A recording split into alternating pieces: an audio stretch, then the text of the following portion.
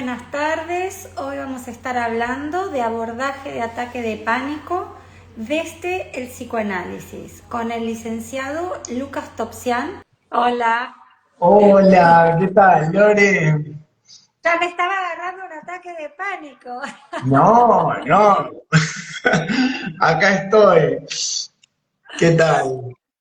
Muy bien, muy bien. Bueno, acá un placer estar con vos, que vamos a estar abriendo este espacio desde la Facultad Lalán, el espacio que se va a estar llamando Aula Libre, donde desde la facultad vamos a estar abriendo las aulas a toda la comunidad con talleres gratuitos sobre temáticas y clases que son parte de la currícula de las formaciones. Nos hablan desde México, desde Mar del Plata. Así que bueno, vamos a estar abriendo este espacio justamente con vos, Lucas. Vamos a estar inaugurándolo el día sábado con abordaje de ataque de pánico, que es casualmente un módulo que vos dictás dentro de la formación de psicoterapeuta. Exactamente. El sábado veremos el inicio de todo esto. Y bueno, algo que nos interesa mucho, bueno, la descripción del cuadro y también su abordaje, ¿no? Eh, Porque bueno, es un cuadro que tiene una especificidad dentro de lo que es el tratamiento, dentro del psicoanálisis y creo yo también desde las demás terapias. Yo diría, para comenzar, definamos qué es un ataque de pánico, ¿no? Porque, digamos, tenemos gente, me parece, de público variado y no todos tienen la obligación de saber de qué se trata. Es Contanos, por básicamente favor. un ataque súbito que acontece en cualquier momento, ¿sí? De manera inesperada, en donde, vamos a decir así, el cuerpo se enloquece, se desborda, ¿no? Y aparece taquicardia, aparece sudoración, sensación de desmayo, vértigo. Son síntomas muy típicos y aparece el terror a morirse o tener una CB o la sensación de que se va a sufrir un infarto. Digamos, la persona lo único que puede referir en ese momento es esa sensación de terror, ¿no? Que esto último es algo que a mi gusto no debería faltar para poder hablar de un ataque de pánico. Es diferente al ataque, a la crisis de angustia que, por ejemplo, uno puede recibir, no sé, en algo postraumático o que esté enfrentado en una situación de suma angustia, pero donde la persona ahí sí puede, de alguna manera, cernir que está angustiada por eso. En el ataque de pánico, vamos a decirlo así en lenguaje de la calle, la persona está normal y de repente acontece, sin causa aparente, esta serie de síntomas físicos que les acabo de contar. Y bueno, normalmente son pacientes que lo que automáticamente hacen es acudir a una guardia, ya que piensan que se están muriendo o sufrieron algún tipo de daño físico. Y lo que reciben normalmente estos pacientes cuando llegan a las guardias o a los hospitales es algo horrible, que es que el médico les diga, usted no tiene nada. Lo cual vuelve sumamente desesperante, porque la persona dice, pero yo, mi corazón se aceleró, empecé a sudar frío, me desmayaba. Bueno, usted no tiene nada, recibe. Nosotros, al menos los psicoanalistas, decimos que usted tiene algo. Habrá que ver qué, porque no es muy claro qué es lo que le pasa a la persona con ataque de pánico. Y encima de todo, el ataque de pánico no es en sí mismo un cuadro, porque puede aparecer de manera aislada, pero sí tiene el riesgo de cronificarse. Y ahí hablamos de lo que es trastorno de pánico, es decir, los ataques de pánico empiezan a sucederse de manera más asidua.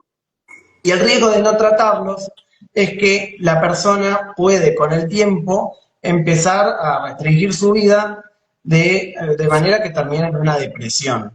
Es decir, es algo para atenderse esto. No, uno no se puede dejar de estar con estos cuadros, porque termina teniendo un costo subjetivo bastante elevado, ¿sí? Entonces, bueno, lo interesante en este congreso, vamos a ver qué respuesta da el psicoanálisis o cómo pensarlo, ya que yo creo que la terapia cognitiva sistematizó mucho esto en términos de estadísticas y todo, pero bueno, a mi gusto las intervenciones no me han gustado cuando las estudié, porque básicamente implican que la persona está leyendo mal las señales de su cuerpo y que tiene que aprender a que no se va a morir o que no le va a pasar nada por el ataque de pánico.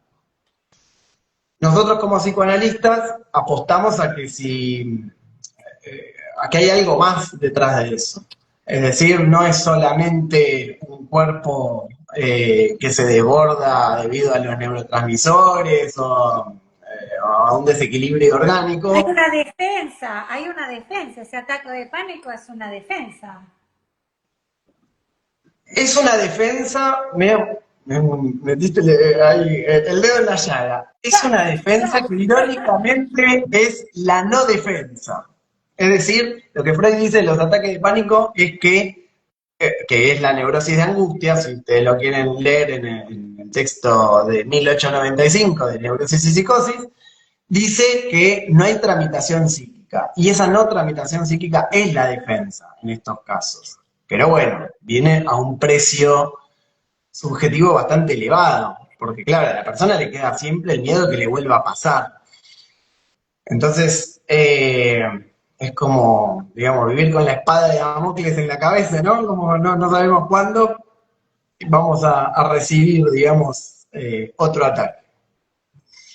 Pero bueno, hay mucho que se puede hacer, tanto desde el psicoanálisis como desde quien asiste, digamos, o tiene un familiar. Y lo interesante o lo importante para saber, así como de manera inmediata, es que los ataques de pánico no dejan secuelas físicas. Por más impresionantes que sean y el sufrimiento que acarrean, no deja una lesión de órgano, como por ejemplo en el fenómeno psicosomático, ¿no? Y esto, bueno, deja trabajar y una vez que el paciente esto lo sabe, se calma bastante, digamos. Porque cuando le agarra tiene esta certeza o esta convicción, digamos, de que algo grave le va a pasar o que tiene una ACV, que son situaciones muchísimo más graves. ¿Sí? Eh, y para que ustedes sepan más o menos, esto del ataque de pánico tiene una prevalencia bastante alta, al menos en Argentina, que es el país de donde soy yo y las estadísticas que conozco.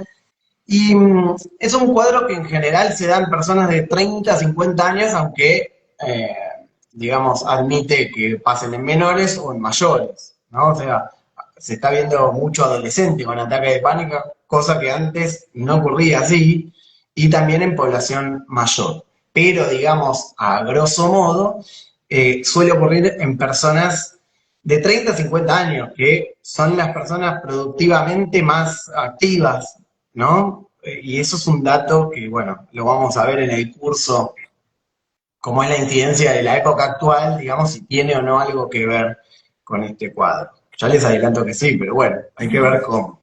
Esto Y me por hace otro pensar, lado, esto me hace pensar en el malestar de la cultura en el siglo XXI, ¿no? Y todas estas cosas que tanto nos pasan. Voy a aprovechar ahora, Lucas, que se unió muchísima gente, estamos casi con 49 personas, es casi lo más que venimos teniendo, creo que llegamos a 52 en un vivo, y aprovecho para contarles a aquellos que todavía tal vez no conocen la Facultad LALAM, Facultad Internacional de Psicología y Psicoanálisis LALAM, es una institución francesa que ha expandido su propuesta académica a todo el mundo hispanoparlante.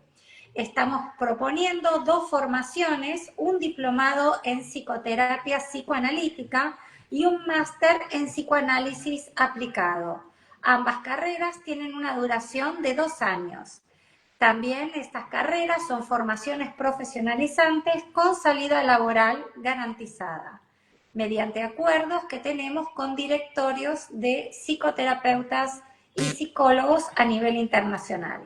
También estamos proponiendo grupos de supervisión gratuitas Y estamos casualmente el sábado próximo, luego del taller con Lucas, abriendo un espacio específico de supervisiones para trastornos de la conducta alimentaria con la licenciada Cabreras, que también es otro de los malestares de la cultura del siglo XXI y que son muy desafiantes, ¿no? Porque son pacientes con toda una sintomatología muy puntual que tal vez, como el ataque de pánico, nos deja un poco sorprendidos y sin herramientas a veces para leer netamente desde el psicoanálisis, y debemos apelar a otros abordajes y a profesionales que, como el licenciado Topsian, que está acá con nosotros, o como la licenciada Contreras, que va a llevar a cabo en coordinación este grupo de supervisión, tienen mucha experiencia en el campo. Y bueno, normalmente debería de presentarte, Lucas, pero bueno, como estoy de viaje, me han agarrado de viaje, estoy en Barcelona hoy, no tengo acá tu currículum, pero sí me acuerdo que estás completamente especializado en los ataques de pánico, que hiciste una investigación, una tesis de investigación, y bueno, a falta mía de no tener tu presentación, pero los invito a Me verlo presento porque solo. te presentas solo, ahora estamos presentando tu currículum, hoy va a estar publicado, pero te Sí, pido sí. por favor que nos cuentes vos cómo llegaste a esta tesis y a esta investigación y a especializarte en ataques de pánico. Bueno, el primer acercamiento que tuve con esto de los ataques de pánico fue en la facultad, como todo el mundo, que esto lo vemos, para el que no es psicólogo, lo vemos en Psicopato 1. En ese momento vimos el cuadro y nos quedamos con el texto de 1895, en donde Freud dice, en los ataques de pánico el psicoanalista no tiene nada que hacer. Qué bien, dije, ya está, a esto no me voy a dedicar. Pasada la facultad, hice un diplomado en psicocardiología, que es una rama de la psicología de la salud que se dedica al paciente cardíaco. Eh, Más del lado de la psicosomática, nosotros podemos pensar. Y no me dediqué a pacientes cardiológicos, tuve algunos, pero la verdad que no son pacientes que consulten demasiado tampoco y no hay dispositivos, digamos, muy grandes con esto, pero sí me había interesado nuevamente la distinción que teníamos que hacer entre una crisis cardíaca, digamos, y esto del ataque de pánico. Nuevamente me topo con el ataque de pánico y no había, me decían que el psicólogo no había nada que hacer con eso. Y digo, oh, otra vez. Pero bueno, pero sí veía que la cognitiva lo abordaba. Entonces digo, ¿qué pasa? O sea, con esto. Bueno, a su vez habían pacientes que sí consultaban porque tenían ataque de pánico. Bueno, digo, me voy a tener que poner a leer y voy a tener que empezar a ir a conferencias. Y empiezo a encontrar que, estos 5 años me tomó hasta llegar a la tesis, no fue de la noche a la mañana, yo les estoy haciendo así una historia así muy condensada, digamos. Empiezo a asistir a conferencias, a leer libros, a ver qué decían otras disciplinas. Bueno, empiezo a juntar información y ahí me empiezo a dar cuenta de la dispersión teórica que había respecto al tema en psicoanálisis y también en otras disciplinas. O sea, mucho se había dicho sobre el ataque de pánico, pero estaba todo disperso. Cuando me meto a hacer la maestría, yo soy magíster en psicopatología, o sea, aparte de la licenciatura, soy magíster, eh, nos hacían hacer una tesis. Y yo dije, acá es la mía. O sea, voy a aprovechar todo el aparato La oportunidad. metodológico de la facultad para mi interés era, más allá de reunir la bibliografía, era poder ver si lo que decían los profesionales aplicaba o no a una muestra. O sea, nosotros todo lo que podemos decir lo podemos decir en una muestra determinada y por digamos, la disciplina que nosotros manejamos, esos resultados no son universalizables.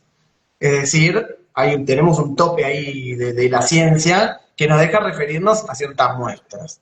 Entonces, ¿yo qué hice? Me puse a atender, le pedí a una prestadora de salud para la que trabajaba que por favor me derivaran todos los pacientes de ataque de pánico que tenían y durante 3 años estuve atendiendo a estos pacientes, de los cuales fui recabando información para ver en qué medida lo que decía la bibliografía tenía razón o más o menos, digamos. Y así fui desarrollando una terapéutica. ¿Por qué? Porque esto lo vamos a ver bien el sábado, pero una cosa son los síntomas de la angustia, que son esos del ataque de pánico que les dije, y otra cosa es el síntoma analítico, donde la persona se empieza a hacer una pregunta por esto y ahí uno trabaja en transferencia con el paciente. Pero ¿cuál es el escollo que tienen? Que no son pacientes que tienen tramitación psíquica. Entonces acá estamos en el juego del huevo y la gallina. A mí me faltaba una pieza y eso fue lo que yo investigué. ¿Eh? Una manera, digamos, de recabar cierta información sobre el paciente mediante construcciones, digamos, para poder después, luego sintomatizar. Entonces, eso fue lo que dicen experto en ataque de pánico, pero en realidad fue por necesidad. Hay Bueno, otro tema. también hubo un deseo de vos de la elección de este tema, que Claro, hay otra me hace, cosa. Yo me hace tengo pensar el... que se dice que no pueden los psicoanalistas actuar en crisis, ¿no? Y actuar en situaciones como esta, que también cuando estuvimos interactuando con con la comunidad, surgía mucho esto. ¿Cómo el psicoanálisis puede actuar en una situación de crisis así? Y te la redoblo. ¿Cómo meter, digamos, en el tiempo actual de cualquier crisis, los tiempos del psicoanálisis? La otra temporalidad con la que el psicoanálisis trabaja. Es decir, cómo abrir al tiempo del inconsciente, que es el tiempo retroactivo. ¿Eh? Mm. ¿Cómo salir de lo actual, del ya, me muero, me pasa esto, lo otro, a el presente que contempla el pasado, ¿no? Que es la sumatoria del pasado y nos para en el presente. Es distinto el tiempo actual del presente. Entonces, bueno, hay una manera de hacerlo, yo creo que hay estilos de cada profesional, pero bueno, lo que te quería decir, yo a todo esto tengo el consultorio a una cuadra de la Casa Rosada y a pocas cuadras de los bancos del centro financiero de la ciudad, digamos, y del Congreso y de lo que sería el casco histórico de la ciudad. Ustedes no De se gente imaginan las estresada en pánico, de gente Ustedes estresada no se y... imaginan las cuestiones que pasan en este barrio, digamos, en estas, no sé, 20 cuadras a la redonda, muchas de ellas no nos enteramos, otras muchas salen en los diarios, digamos, y ese es el cuadro que más viene por el sector, digamos, geográfico donde yo trabajo. Yo siempre hago el chiste, digo, a mí me hubiese encantado tener el consultorio en Belgrano. Belgrano es un barrio más tranquilo, más residencial, con una onda distinta, digamos. Bueno, no, yo tengo el consultorio acá donde suceden muchas cosas de repente y donde, bueno, lo más prevalente que la gente consulta es esto. Por eso cuando dicen experto, bueno, no, es algo geográfico y ocurre que recibo muchos casos por eso, digamos, por la zona geográfica del consultorio y bueno, y los tiempos que tenemos en el país que a veces dan estas sorpresas y bueno, ocurren estas cuestiones.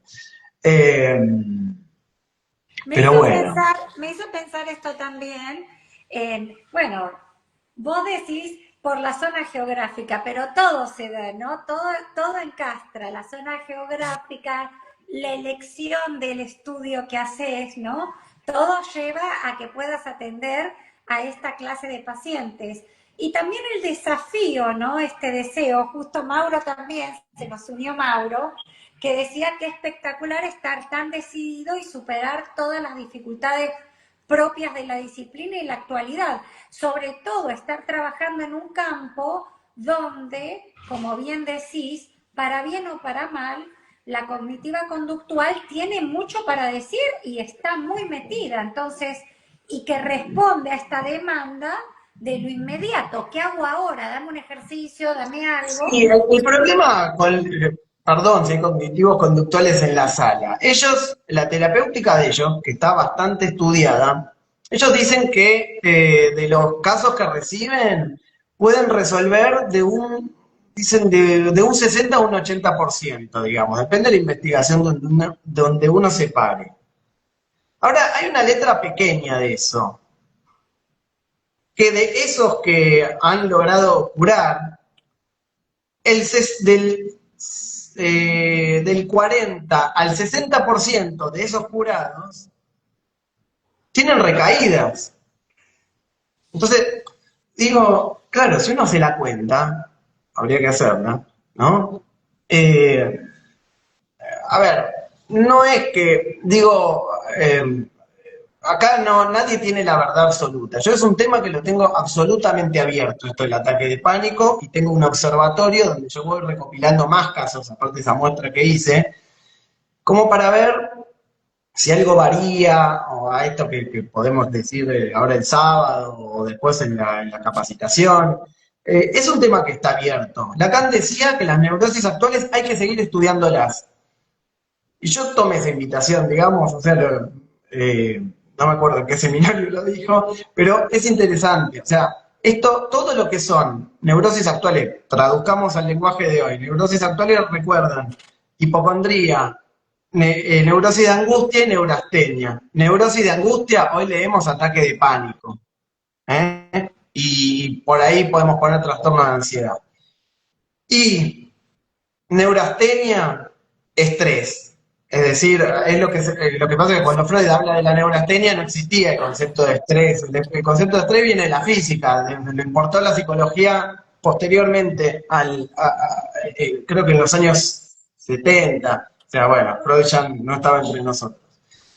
Entonces, todo esto que es neurosis actual es que, no sé, hay veces que los psicoanalistas yo veo que les gusta mucho el tema de inhibición, síntoma y angustia, digamos, ¿no? Es como que algunas cosas quedaron atrás, digamos, y bueno, otras disciplinas han ocupado ese vacío, donde un psicoanalista no tiene nada que decir acerca, por ejemplo, del estrés, porque la causa estaría actual. Bueno, yo digo que no, que es posible llevar esto que es actual a una neurosis de transferencia. Es decir, aquel cuadro que tiene o contempla un tiempo anterior, ¿sí? Otra escena. ¿De qué manera?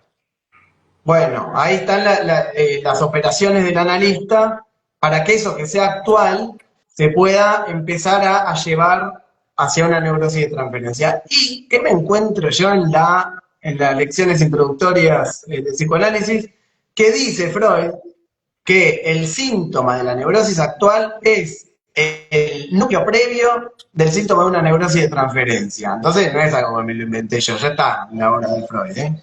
Yo me lo copié. Así que no es un invento mío, ni es una novedad, digamos, de nada. Pero bueno, a ver, es esto. Uno va a la obra de Freud y va rescatando estos párrafos y parece como que, uy, esto, bueno, Muy actual, es ¿no? posible.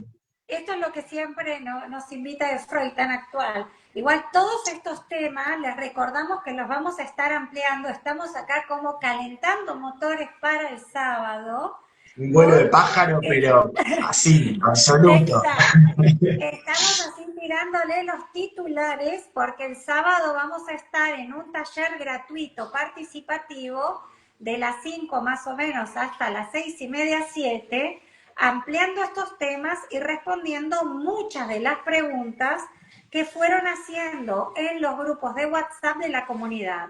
Si todavía no se inscribieron, los invitamos a inscribirse, pueden escribir la palabra pánico en este video y le vamos a estar enviando los links para que se inscriban de este taller gratuito y empiecen a participar de los espacios de aula libre de la facultad.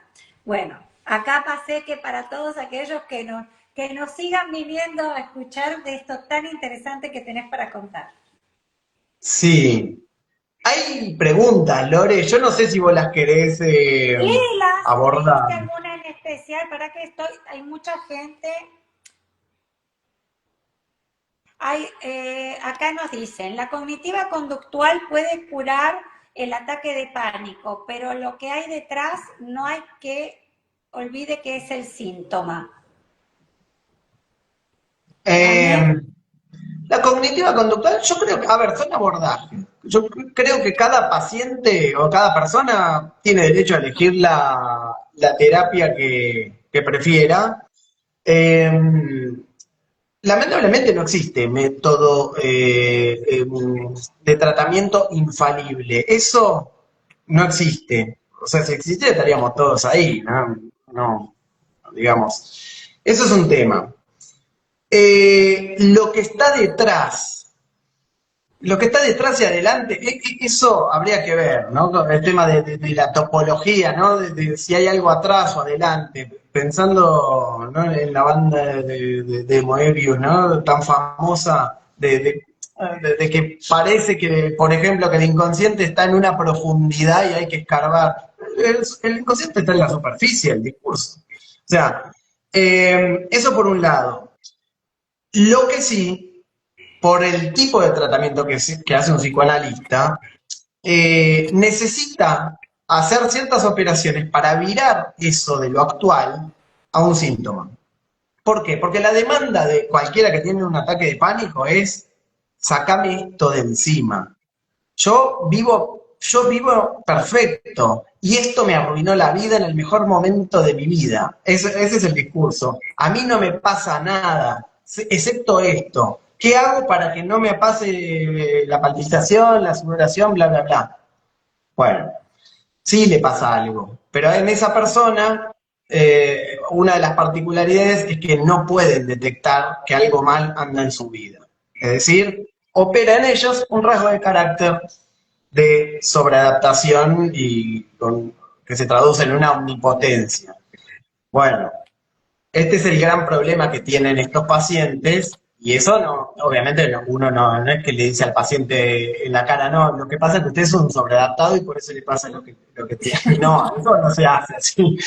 Pero de a poco hay que ir desarmando eso e identificar qué es lo que la persona tiene algo mal en su vida. Porque lo tiene, aunque no se dé cuenta.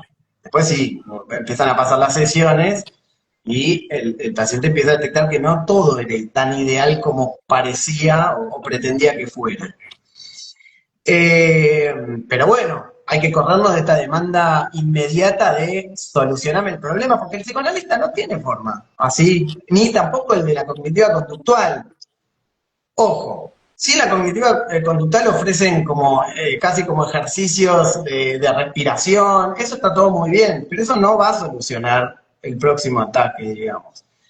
Eh, Porque el temor de la persona no es el ataque que sufre, a ver, sufrir un ataque de pánico, es cuándo va a venir el próximo. Vive siempre con una amenaza que la vive como exterior, pero viene de su interior, digamos, de alguna en el manera. interior. Y Cuando te adelanto que, escuchaba, cuando te escuchaba hablar de las sensaciones de la persona que sufre ataques de pánico, me hizo pensar en alguien que está conviviendo con algo de lo siniestro, ¿no? ¿No? Esta sensación de algo muy siniestro que está al acecho y que le puede venir en cualquier momento y de lo cual no tiene defensa ni ningún tipo bueno, de, pero de está progreso. bueno esto que decís, Lore, porque es así, nosotros usamos esa palabra, lo siniestro, o se dice también lo ominoso, depende de la traducción que uno tenga de Freud. Ominoso es una palabra media rara, porque viene de omen, digamos, que es como una fuerza media oculta eso, que los romanos usaban, que es lo que no está nombrado. Por ejemplo, el romano hacía esto de nomen omen, o sea, lo que se nombra y lo que no, digamos, en latín. Una traducción media rara. Después tenemos esto de lo siniestro, pero la palabra que usa Freud es unheimlich. Yo no me quiero hacer el alemán, pero es linda la etimología de esta palabra. Heim en alemán significa lo hogareño, la patria, podemos decir, tiene como esas, lo familiar, ¿sí? Lo hogareño, lo familiar, lo más propio de uno. Es lo más propio de uno que deja de serlo. Yo creo que cualquiera que quiera estudiar el efecto de lo siniestro empiece con el cine de terror.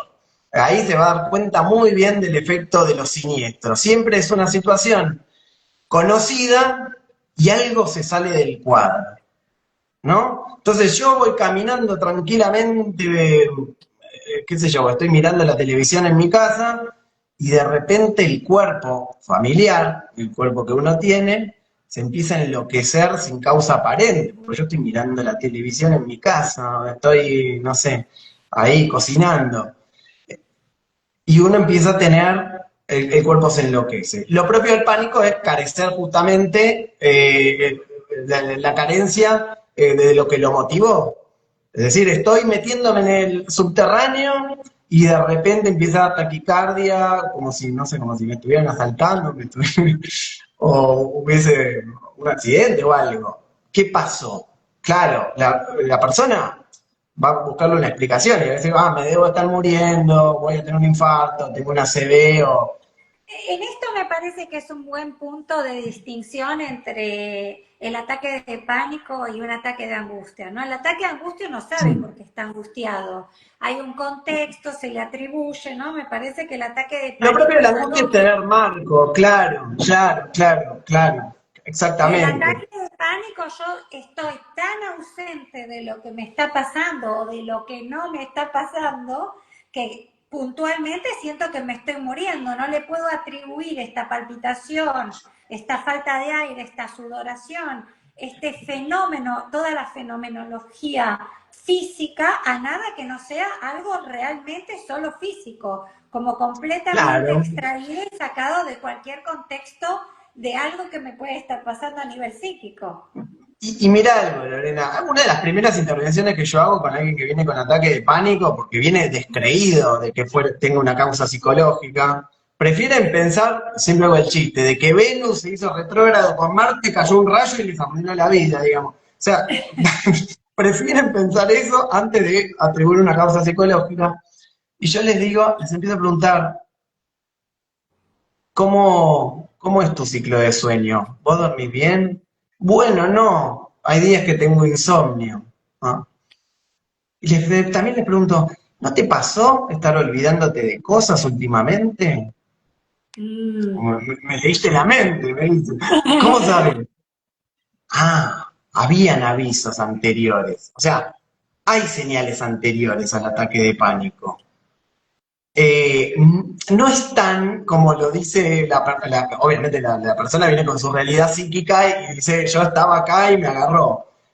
Pero hay señales, ojos que laten, no sé, voy a hacerle la... Te salió ¿No? bien, ¿eh? La persona ya está, como, si se pone a recapitular bien en su vida, va a notar que hay algunas señales que obviamente la desestimó, porque está operando esto que te decía, el rasgo de esto de la omnipotencia o de o yo puedo con todo, soy indispensable, bueno, obviamente pasan de todos estos, de esto inicial que quizás, bueno, eh, bueno, me soporto no dormir bien, o no importa, el ojo me late, pero me pondré colirio, no sé. O sea, y no, hay señales previas. Entonces ahí ya la persona empieza a sospechar que algo no venía bien, digamos, desde antes. Pero bueno, qué es lo que está mal es la tarea nuestra, digamos, y tiene toda...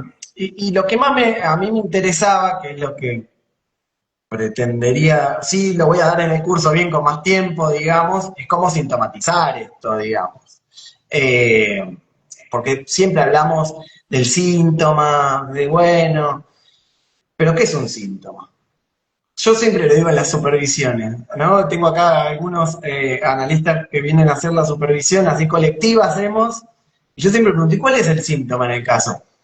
Es como que todos sabemos decir la definición de síntoma como transacciones, bla, bla, bla, como formación de compromiso, sí, sí.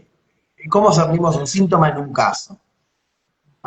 Eso lo vamos a ver en el curso. no sé si el sábado, no sé si me va a dar tiempo, pero en el de la facultad sí, porque sí, porque también va a servir para todos los casos que no sean neurosis de transferencia, que cada vez lamentablemente son más esos casos.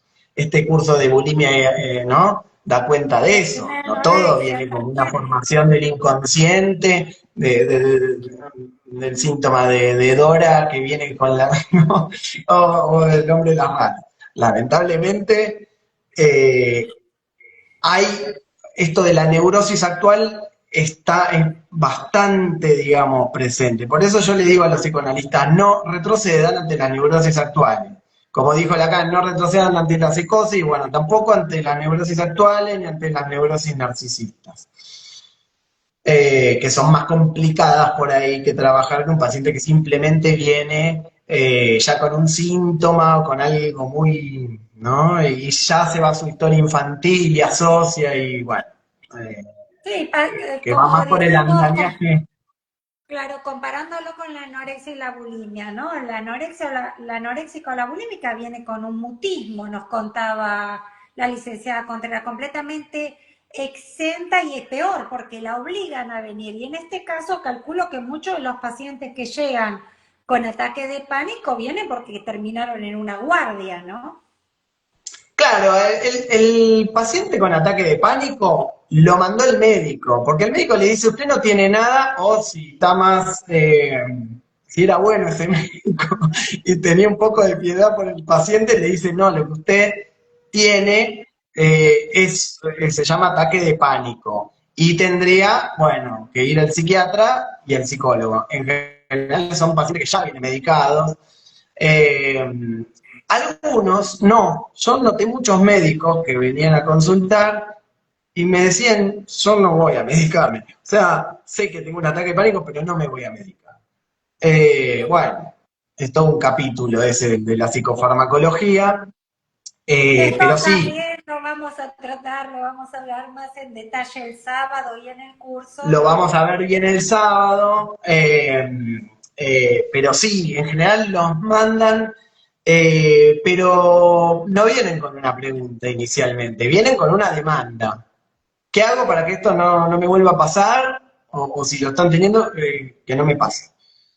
Bueno, es como casi es el lugar, es como los griegos que agarraban y, por ejemplo, pedían intervenciones, no sé, a Afrodita, iban y le pedían una intervención como para dejar de estar enamorados, o le pedían a Príapo una intervención para recuperar la erección o lo que fuera, ¿no? O sea, en esa posición, miren, como el griego de la antigüedad pidiendo la intervención divina. Bueno, eso no existe. O sea, eh, ahí paciente va a hacer un trabajo acompañado por su analista. Entonces, mi idea es que el analista no solo retroceda, sino que tenga más o menos una noción de por dónde moverse, como para, pese a que no conoce la realidad de su paciente y a ese paciente le cuesta mucho historizar y darse cuenta, que vaya intencionadamente a buscar en ciertos lugares como para poder empezar a armar algo. Y les digo que el efecto es inmediato. Uno, cuando constituye un síntoma analítico, el ataque de pánico desaparece. Lo que aparece es un síntoma. Es decir, ese es el intercambio que nosotros proponemos. El negocio que, digo negocio, negación de goce, negocio, digamos, ¿no? Eso es lo que nosotros proponemos. Lo que pasa es que trabajar con un síntoma es mucho más fácil que vivir atacado, ¿sí? ¿No? En esto el paciente es rápido, o sea, una vez que empieza a mover ciertos vectores, digamos, de su vida, el ataque de pánico desaparece y bueno, se trabaja de la manera normal con un paciente con una neurosis de transferencia, ¿sí? Pero para eso Qué, hay qué que hacer interesante esto cosas, que decís. digamos, Esto ¿cómo? que decís, no retroceder ante, ante las neurosis actuales, saber dónde hay que pesquisar y a dónde hay que ir a investigar. ¿No? Estas son las cosas que vamos a estar viendo el día sábado en el taller y también en el curso. Hay mucha gente haciendo preguntas, por eso te interrumpí, te pido disculpas, pero nos vamos acercando a Perfecto. nuestro final. A ver, alguna Ah, pregunta. Claudia pide así con una lagrimita que le respondamos alguna pregunta. Claudia Cela, que te la vamos a responder. Claudia Cela, igual porque yo me perdí, estoy tratando de leer acá. Sí, hay muchos mensajes. Y no sé vos Claro. si también querés responder alguna pregunta de todos las tantas que nos hicieron en la comunidad. No sé si vos elegiste alguna hasta que Claudia nos haga la pregunta y después vamos con la pregunta de Dale, Claudia. sí, porque fueron mandando. Acá está Claudia, dice, ¿Qué dijo primeros Claudia? auxilios psicológicos. ¿Cuáles serían los primeros Ah, auxilios? muy buena, me gusta. Primeros auxilios psicológicos. Lo indispensable es decirle al paciente o informarle que de esto no se va a morir. Es una intervención tonta, pero para esa persona es un montón. Pero Sobre todo si efectiva. ignora. Hay que explicarle a la persona. No le vamos a explicar todas las, ¿cómo se llama? Todo en términos metapsicológicos. Eso está bien para los que somos psicólogos. Lo que le vamos a decir al paciente es algo más simple. Mire, usted, a ver, esto es como una sobrecarga, vamos a decir, podemos usar alguna metáfora al estilo electricidad Freudiana. o caño, claro, vamos a decir, mire, lo que a usted le pasó es como si fuese una sobrecarga, es como cuando un aparato acepta 220 de voltaje y uno recibió por algún problema eléctrico 240, ¿no? Se quemó el aparato. Bueno, acá digo porque el aparato psíquico, o sea, procesa estímulos. Y si se sobrecarga, tenemos que un trauma, que es cuando se modifica permanentemente un aparato psíquico. Entonces, si bien esto no tiene que ver con el estrés postraumático, ya lo voy a decir porque alguien preguntó esto, ¿qué diferencia había con el estrés postraumático? El estrés postraumático, hay una situación anterior que la persona la reexperimenta, es decir, aparece una representación. ¿Sí? En el ataque de pánico no hay representación. La persona está como si nada y de repente comienza con todos estos síntomas que estuvimos viendo. Pero es un cuadro totalmente diferente. ¿Sí? Me preguntaron acá, me interesa conocer cuál es la incidencia del consumo de cannabis en el desencadenante ataque de pánico. Bien, Interesante. en el estudio que yo hice lo noté que estaba esto del cannabis. ¿Qué es lo que pasa? Ustedes saben que el cannabis tiene, digamos, su principio activo, que es este del THC. Si hay, digamos, plantas que tienen mucha cantidad de THC y lo que puede generar justamente es un aceleramiento del corazón y un estado como de hiperalerta. No sé si ustedes, bueno, cada uno conocerá o pueden buscar por internet. Entonces, eso sí puede actuar como causa desencadenante, como también puede ser un desencadenante la hiperventilación. Digamos, no lo hagan en sus casas, pero si uno empieza a hiperventilar, puede generarse a sí mismo un ataque de pánico. Es toda una explicación del pH de la sangre, etcétera, más fisiológica, pero ese malestar puede actuar como causa desencadenante para el ataque que viene después. Hay personas que igual usan el cannabis como para regularse, es decir, para no tener ataque de pánico. Acá, obviamente, el consejo es que no se use el cannabis, porque el problema es que no sabemos cuál es la diferencia entre una droga cualesquiera y la medicación psiquiátrica. Que el psiquiatra va con una dosis determinada y están sujetos al control de él, digamos, y a la supervisión. Con el cannabis, yo no sé si es una planta con más THC, menos THC, si no le pasa nada a la persona, uno está ahí, uno es su propio dosificador. Pero ese es el problema, ¿sí? Hay personas que con el cannabis se le ha desencadenado el ataque de pánico. Esa no es la causa, esa es la causa desencadenante, pero ni es la causa concurrente, ni es la condición ni es la causa específica del ataque de pánico. Eso lo vamos a ver bien en el taller. Pero sí puede actuar como desencadenante. Eso habían preguntado. Bien. Bueno, me Todas estas cosas preguntan. las vamos a ver. Una parte en el taller del sábado, vamos a darles un poco más y el resto durante las 4 clases, que es el curso sobre ataque de pánico, que son 4 clases grabadas. Va a haber otra clase en vivo al final que la vamos a estar dando en octubre para todos aquellos que se sumen al curso de abordaje de ataque de pánico desde el psicoanálisis.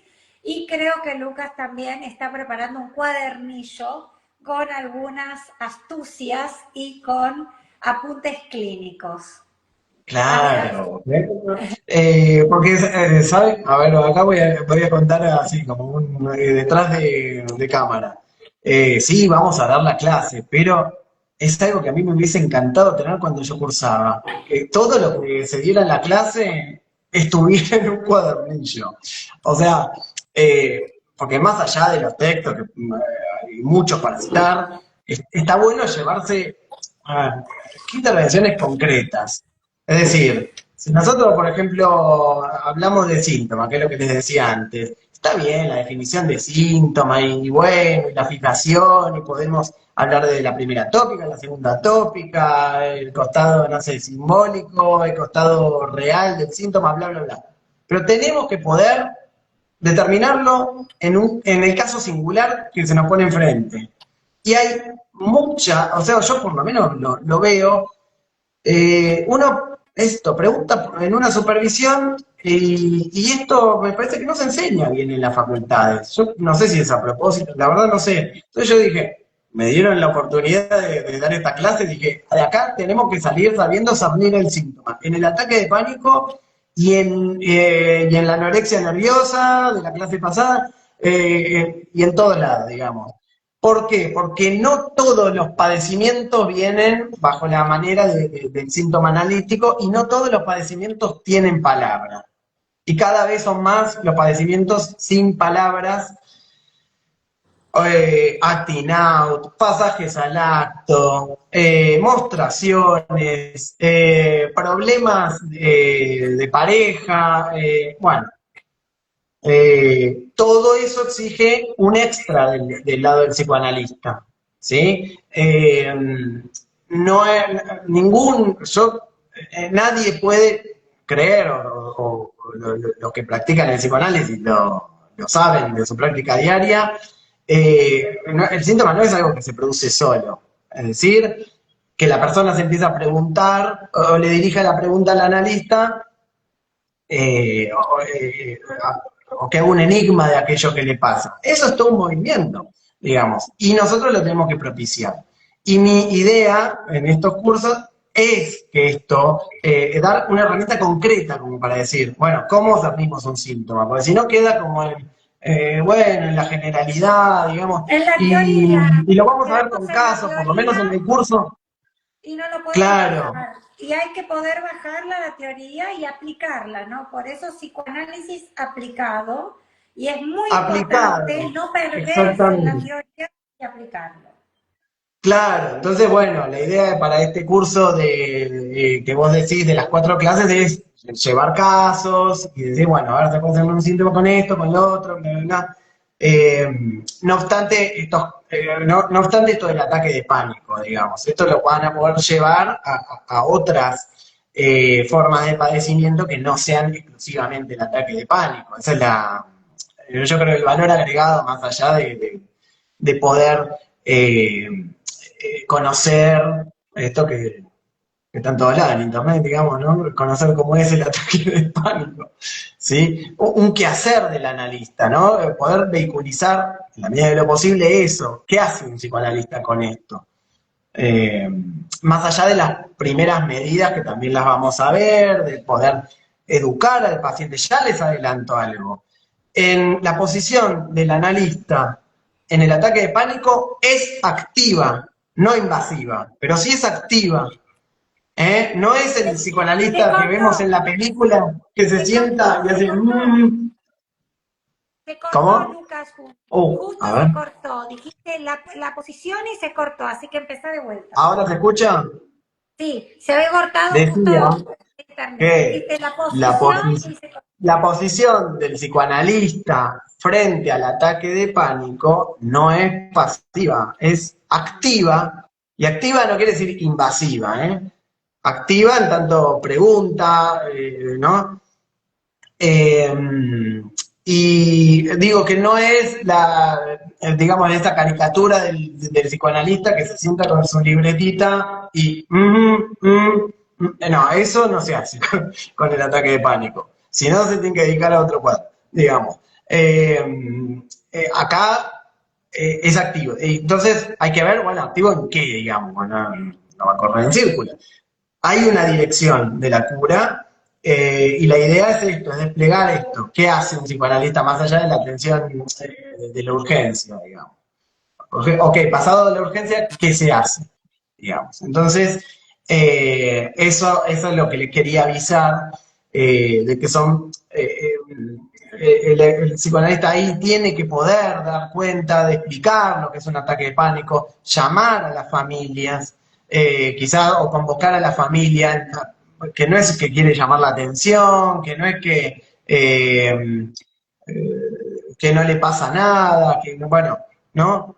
Tiene que trabajar junto con el psiquiatra, porque ustedes, como agentes de salud mental, tienen, digamos, la obligación de hacer una interconsulta, porque hay veces que lamentablemente está tan detonado el sistema de salud que yo he visto pacientes con ataque de pánico que vienen con unas dosis de antipsicótico, que claro, ustedes saben que los antipsicóticos desafectivizan al paciente, o sea, le sacan todo el afecto, le dejan en una meseta y sí, se le va el ataque de pánico y todo lo demás también, o sea, entonces, Lo barre. sí, o personas mal medicadas que no sé de dónde sacan la medicación, hay un descontrol con eso. Entonces, sí, van a tener que hablar con el psiquiatra, con la familia, quizás con los lugares de trabajo, si es que el trabajo lo habilita, ¿no? Yo trabajo para el Poder Judicial y la verdad que a veces he intervenido en los lugares, decir, ¿qué pasa acá? O sea, como, ¿no? Y se interesan realmente por los empleados, digamos, y está bueno, o sea, pero digo, es un cuadro que exige participación de la del analista, no es el cliché este que vemos, qué sé yo, en las películas, o estos, eh, no sé, ¿no? Como que se sientan ahí y están ahí. Eh, entonces, nada, es muy interesante, a mí me gusta mucho este cuadro.